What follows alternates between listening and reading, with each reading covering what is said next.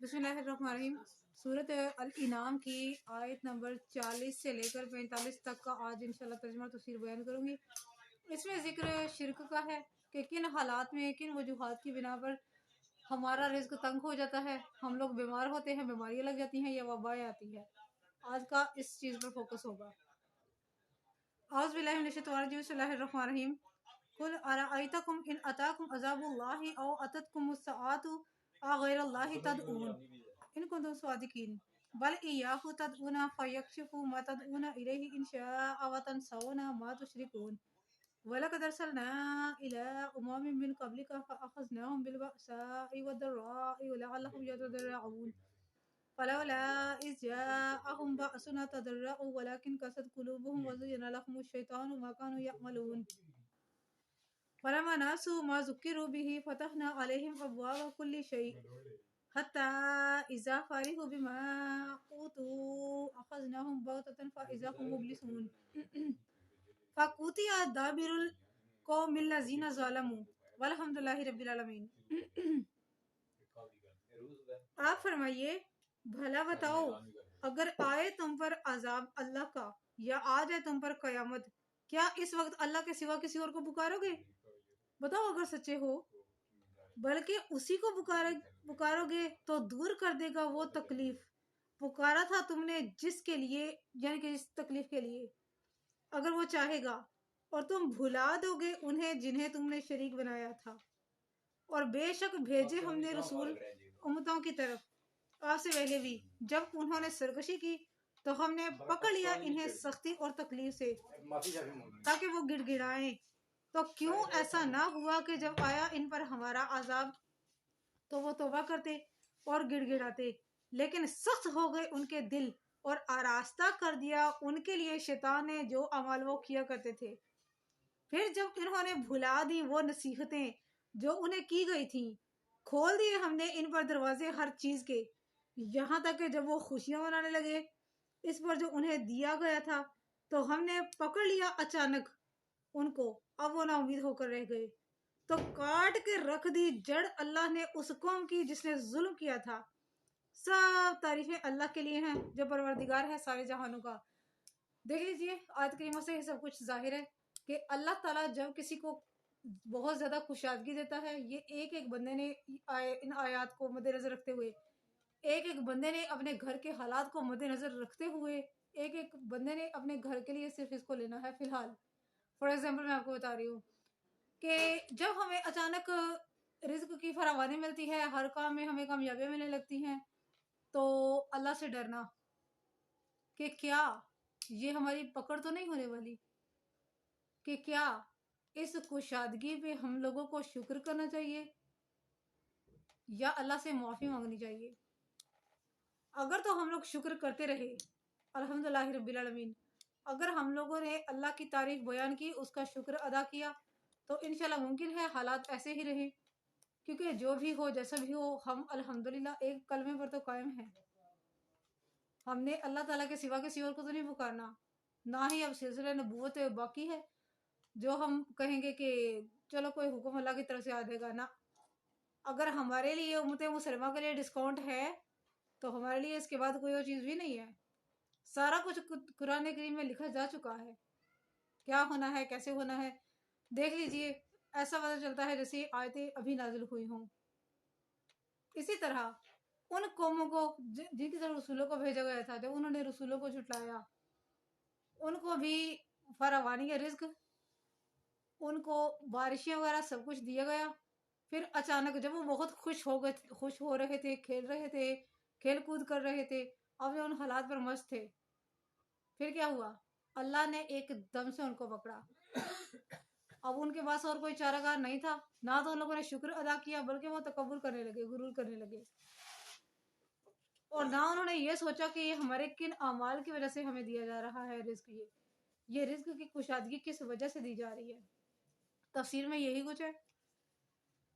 اس لیے اللہ تعالیٰ نے فرمایا کل ارائیتکم، ذرا بتاؤ تو صحیح، اگر تم پر اللہ تعالیٰ کا عذاب آ جائے یا قیامت آ جائے تو اللہ کے علاوہ کس کو پکارو گے؟ مطلب یہ ہے کہ تم غیر اللہ کو نہیں پکارو گے، کیونکہ تمہیں بخوبی علم ہے کہ اس عذاب کو اللہ کے سوا اور کوئی نہیں ٹال سکتا. اور اگر تم اللہ تعالیٰ کے ساتھ دوسرے معبودوں کو شریک ٹھہرانے لگے تو تجربہ کر کے دیکھ لو، بلکہ باوقت ضرورت تم اسی کو پکارو گے، یعنی کہ اللہ تعالیٰ کو. پھر اگر وہ چاہے گا تو تم سے عذاب کو دور کر دے گا، اور اگر چاہے گا تو تم اس عذاب میں ہلاک ہو جاؤ گے. کیونکہ سورۃ بنی اسرائیل کی آیت نمبر 67 میں ہے، 67 نمبر آیت میں ہے، اور جب پہنچتی ہے تمہیں تکلیف سمندر میں تو گم ہو جاتے ہیں وہ معبود جن کو تم پکارا کرتے ہو سوائے اللہ کے. ظاہر ہے سب کو پتہ ہوتا ہے کہ مالک ایک ہی ہے، صرف ایک اللہ رب العزت ہی ہر کام کر سکتا ہے، وہی ہمیں مشکلوں سے نجات دیتا ہے. اس کے باوجود جب تم لوگ شرک کرنے لگتے ہو باقی کے اچھے حالات میں آ کر، تو اس وقت کیا ہوتا ہے؟ سوچئے کیا جاتا ہوگا اللہ کے پاس آپ کا وہ عمل، اللہ کو کیسا لگتا ہوگا. وَلَقَدْ أَرْسَلْنَا، یعنی کہ تم نبی کریم صلی اللہ علیہ وسلم سے پہلے بھی رسولوں کو بھیجا گیا، ان کو بھی اسی طرح معجزات وغیرہ دیے گئے تھے، سارا کچھ ان کے ساتھ ہوا.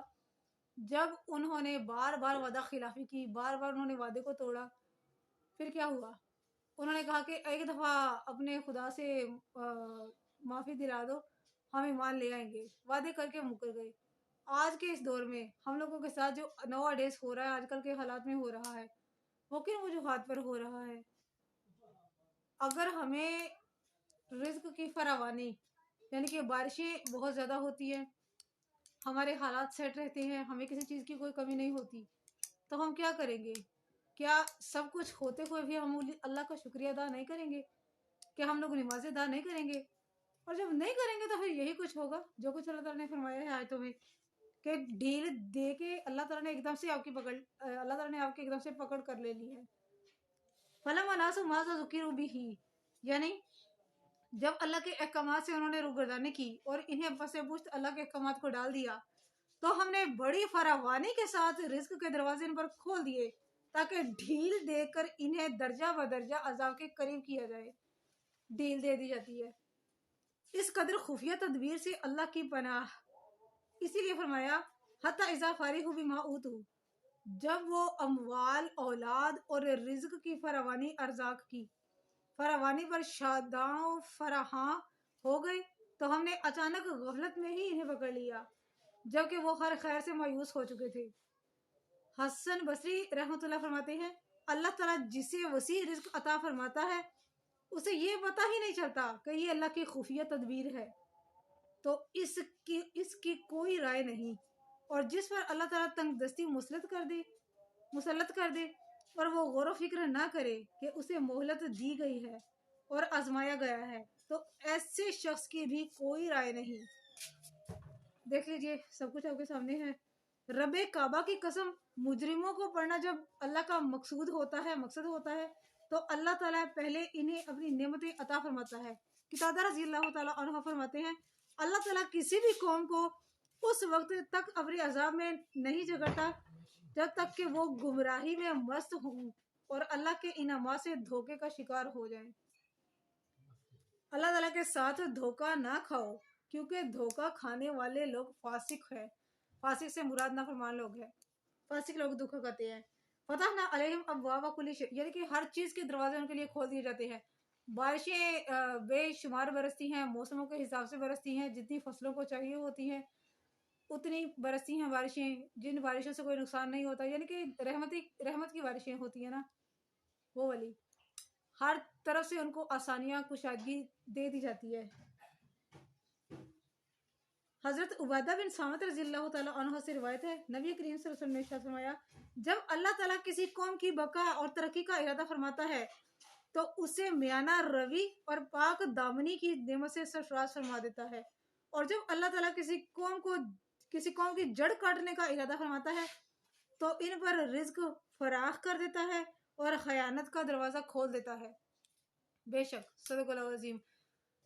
دیکھ لیجیے ان ساری چیزوں کو اپنے صرف گھر سے لے کے نا اس کو سوچئے گا.